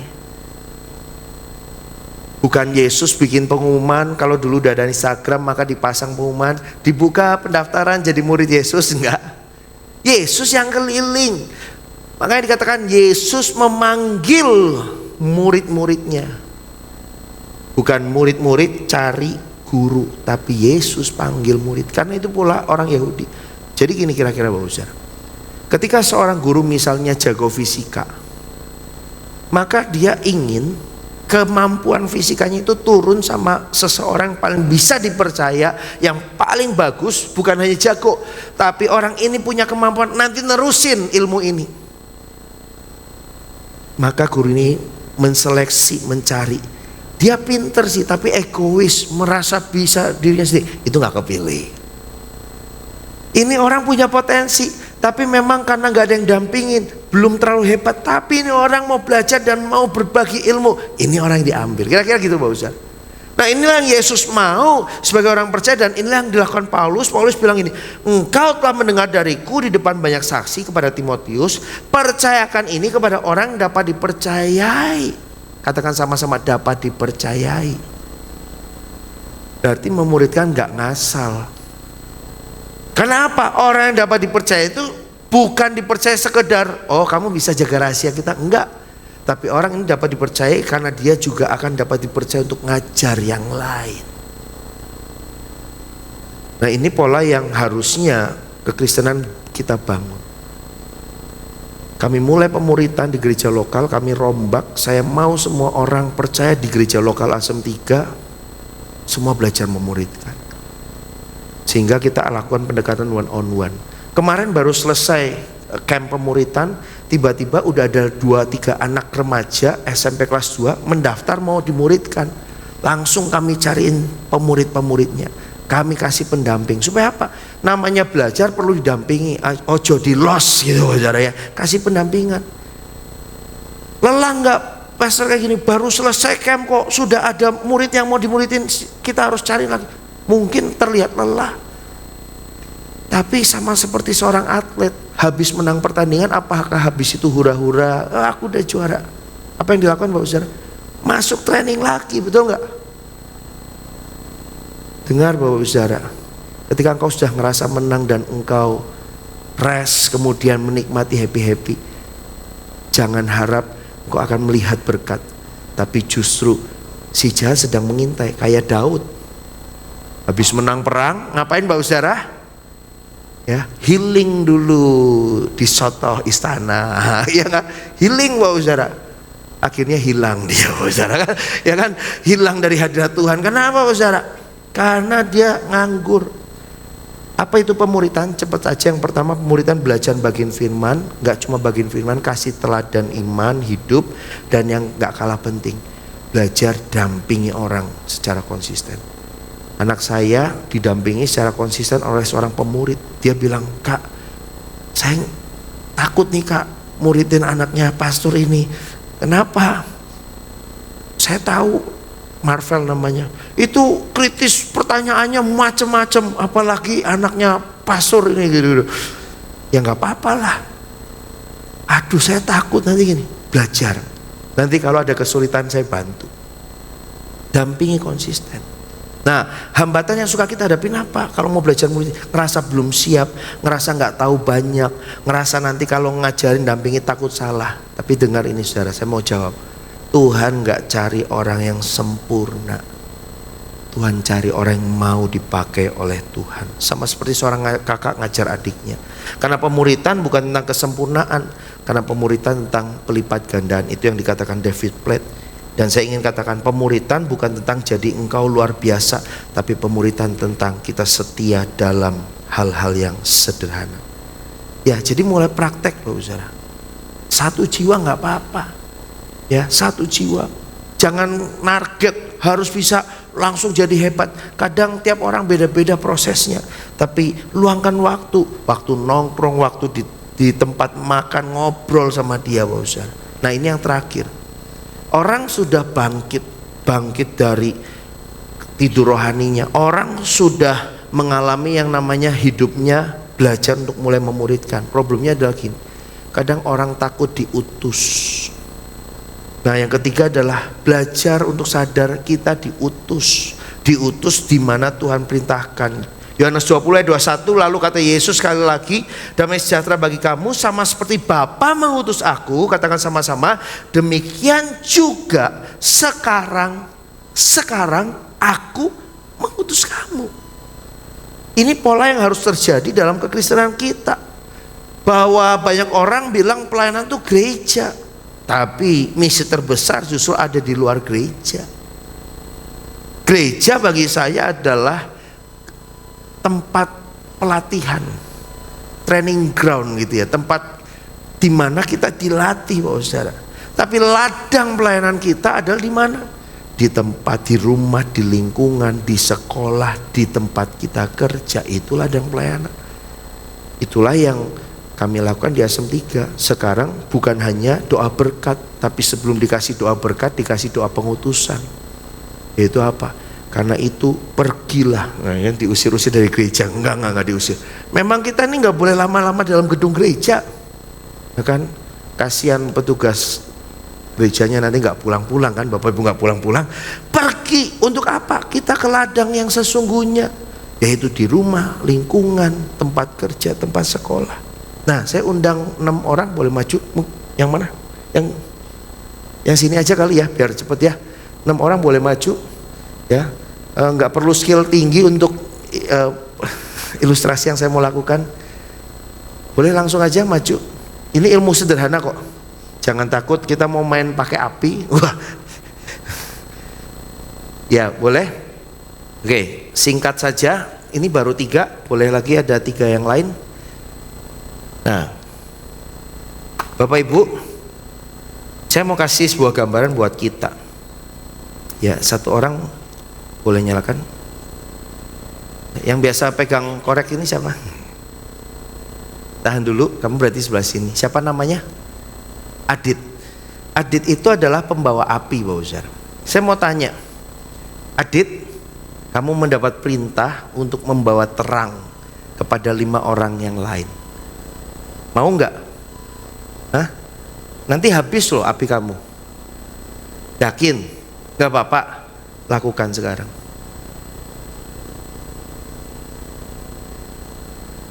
Ya, Adit saja yang jalan. Iya.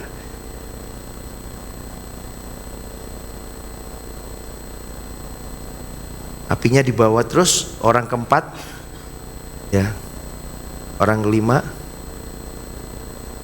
Ya, setelah itu kita nyanyi Malam Kudus senyap. Enggak. Saya mau nanya, Adit orang yang mendapatkan api yang pertama. Pertanyaannya, waktu dia bagikan api itu, apa yang terjadi? Apakah api dia habis? Apinya tetap menyala? Pertanyaan kedua, waktu Adit baru seorang diri yang menyalakan api, sudah ada nampak terang belum? Apalagi ini kalau kita matiin lampu ya. Bapak Ibu bayangin aja, udah ada terang? Ada, tapi kecil. Tapi waktu dia belajar bagikan, api itu semakin lebih besar. Kadang kita mikir, waktu kita membagikan hidup kita, nanti berkurang dong. Nanti saya bagiin diri saya, ya nanti gimana? Saudara, ada 2 hal yang harus saudara tahu. Api itu tidak akan habis di dalam hidupmu. Justru lewat hidupmu akan bertambah api-api Tuhan yang menyala dan menerangi tempat yang gelap. Amin, Bapak Saudara. Bilang kanan kirinya, jangan takut berbagi. Ya, justru kita harus lagi. Saudara, ya masih bisa bertahan? Kalau Adit mempertahankan api itu sampai bahkan dia udah ada yang mulai kena lilinnya. Ya, saya berharapnya begitu, tapi nanti durasi waktu. Sampai habis saudara, sampai tinggal sedikit, dia pertahankan, dan 5 yang lain terus bertahan menunggu mana yang kirim api. Kira-kira yang terjadi apa saudara? Apinya padam, betul nggak Bapak saudara? Barang siapa mempertahankan justru akan kehilangan. Ngerti sampai sini Bapak saudara? Kenapa Tuhan suruh kita memuridkan? Kenapa Tuhan suruh kita bergerak? Jawabannya sederhana. Tuhan gak pingin api itu padam. Boleh kasih Tuhan buat mereka semua. Ya, ini kenang-kenangan dari saya, tapi nanti boleh dikembalikan kepada Pak Eras, karena saya minta dari Pak Eras. Thank you. Tuhan berkati. Ya. Ayo, bingung nih, tiup apa enggak ya? Ternyata ditiup semua. Ya, saya tutup dengan ini Bapak saudara. Anda dan saya bukan hanya diselamatkan, tapi Tuhan mengutus kita. Lalu saya harus bagaimana Pastor? Apakah saya harus tinggalkan pekerjaan saya? Saya harus berkata kepada Bapak Gembala, Ibu Gembala, Pak, saya mau masuk sekolah misi, saya siap diutus, ada POAP di Jati Lawang. Ya, puji Tuhan kalau ada hal seperti itu. Tapi Bapak saudara, Anda bisa secepat saat ini juga setelah ibadah ini, Anda bisa bermisi. Caranya sederhana. Saya kasih kalimat gini. Kita gak perlu menyeberangi laut untuk menjadi seorang misionaris. Tinggal nyebrang jalan saja untuk bermisi. Kadang kita gak lihat yang dekat, kita pengen lihatnya yang jauh. Puji Tuhan kalau ada yang ikut camp, mission camp. Tapi sebelum berangkat mission camp, misi dulu ke seberang jalan rumahmu saudara. Karena ada orang di seberang yang perlu dengar tentang Tuhan. Jadi mulailah bertindak untuk menyelesaikan tugasmu. Saya akan tutup dengan kisah seorang hamba Tuhan namanya Dawson Trotman, pendiri gerakan Navigator Bapak saudara. Pelayanan di mana menyelamatkan banyak jiwa dengan pola memuridkan. Siapa Dawson Trotman? Dia bukan orang hebat. Awalnya dia nggak bisa khotbah. Dia bukan seorang yang tampil di depan umum. Tapi dia seorang sederhana yang berkata, Tuhan, yang bisa aku lakukan adalah aku mulai menghafal ayat-ayat Alkitab dan mulai bagiin ayat-ayat itu. Aku mulai ajak orang untuk membaca dan menghafalkan ayat-ayat Alkitab yang sederhana, ajakin orang. Dan yang terjadi, pertumbuhan mulai terjadi, orang mulai dimuridkan dan orang mulai memuridkan. Dia tidak khotbah di stadion, dia tidak terkenal karena pelayanan yang nampak wow, tapi dia setia muridin orang satu persatu dengan apa? Ngajak ngafalin ayat firman. Tapi apa hasil dari pelayanannya? Sampai hari ini pelayanan Navigator menjadi berkat yang kelihatannya langkah kecil tetapi membawa pertobatan yang besar. Yang mengharukan, usianya cuma 50 tahun Bapak saudara, masih muda. Dan dia bukan meninggal karena sakit, tapi dia meninggal karena menyelamatkan orang yang tenggelam. Dia bekerja di lingkungan para nelayan. Dia melayani di lingkungan para nelayan. Satu saat dia mendapat kabar ada seseorang yang mengalami musibah kecelakaan kapal, dan dia meluncur ke sana. Dia selamatkan orang itu, orangnya selamat, dianya tenggelam Bapak. Itulah pelayanan terakhir dia, dan orang yang diselamatkan mengalami pertobatan dan mengalami perjumpaan sama Tuhan.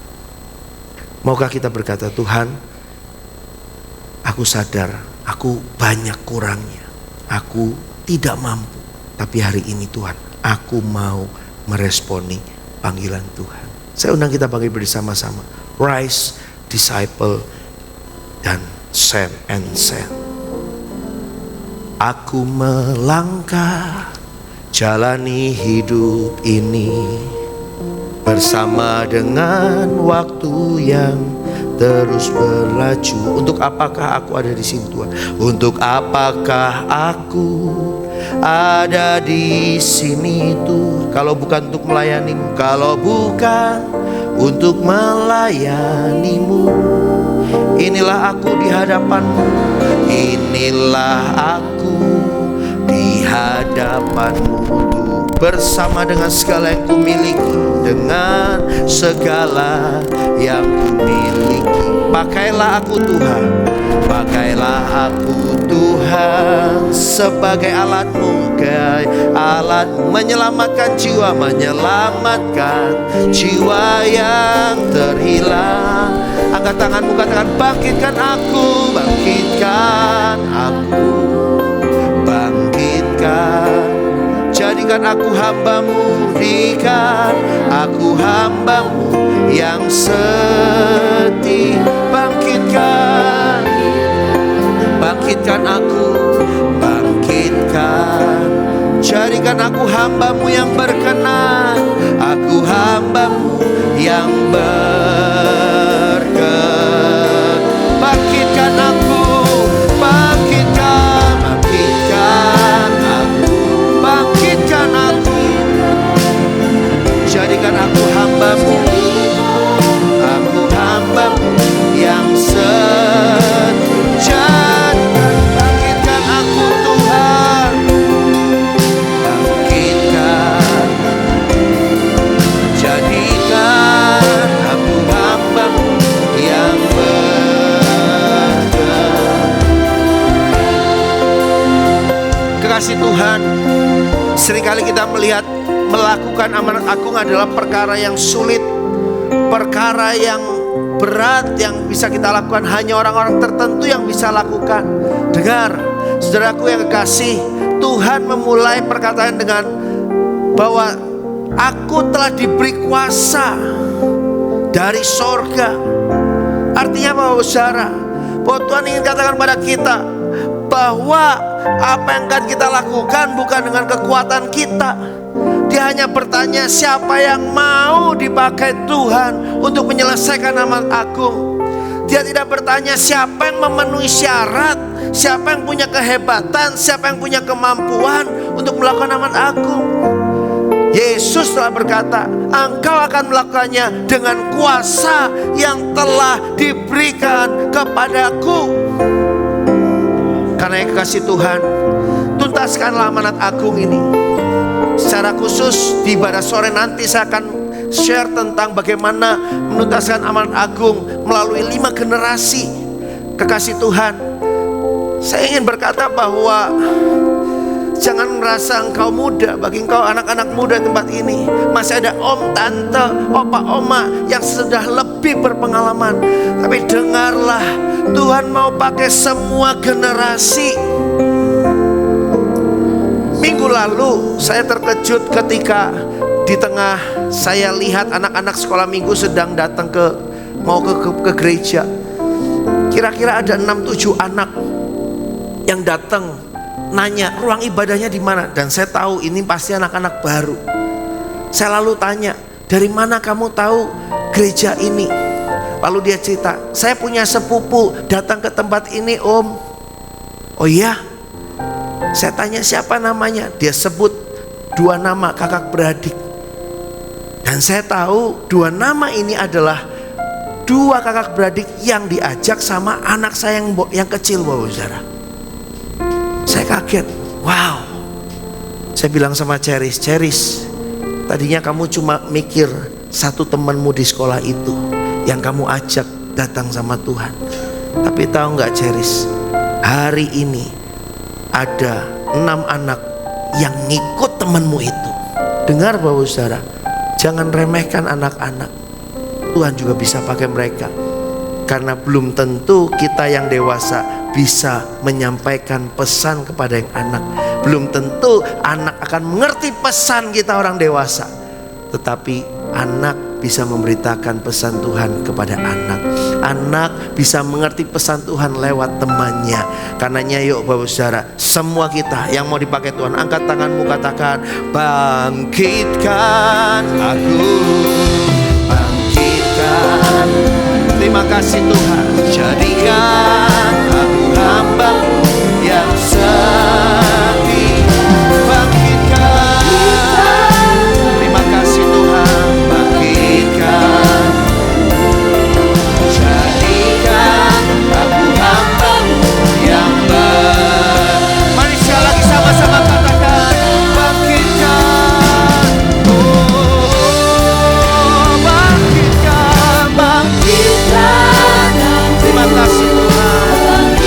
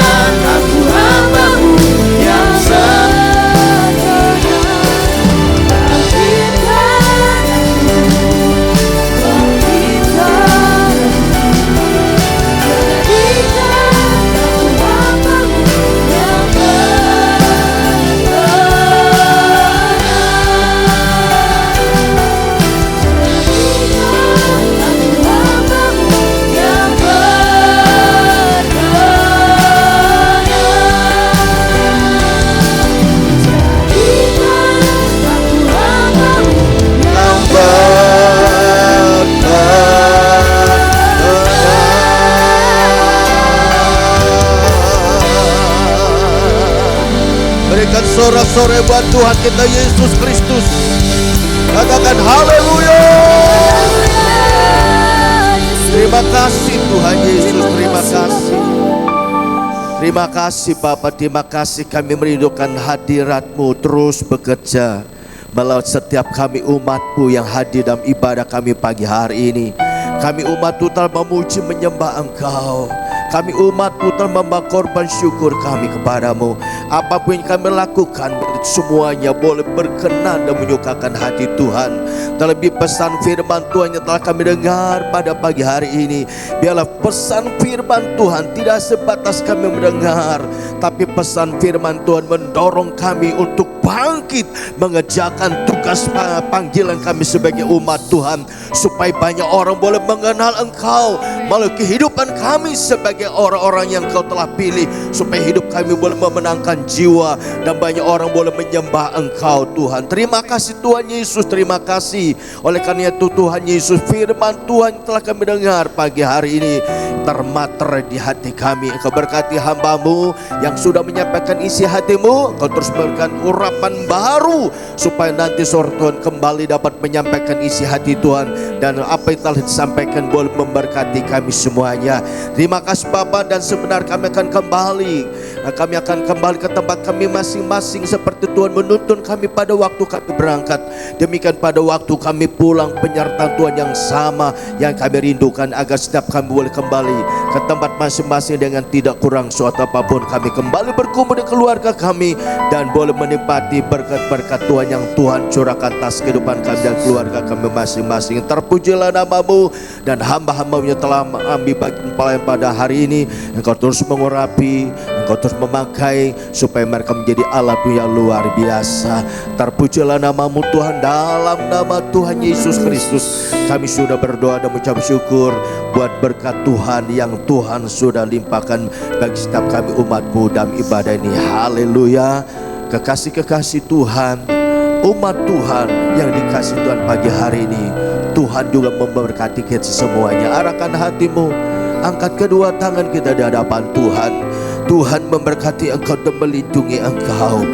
Tuhan menyinari engkau dengan wajahnya dan beri engkau kasih karunia. Tuhan menghadapkan wajahnya kepadamu dan memberi engkau damai sejahtera. Karena itu saudara-saudaraku dikasih Tuhan, mari kita bersama-sama pulang dengan penuh sukacita, dengan membawa berkat rahmat Allah yang berlimpah-limpah, serta kasih saja dalam Tuhan kita Yesus Kristus, serta persekutuan yang manis dan indah dalam kuasa Roh Kudus menyertai kita sekalian hari ini, esok, dan sampai selama-lamanya. Yang percaya diberkati Tuhan kita berkata amin.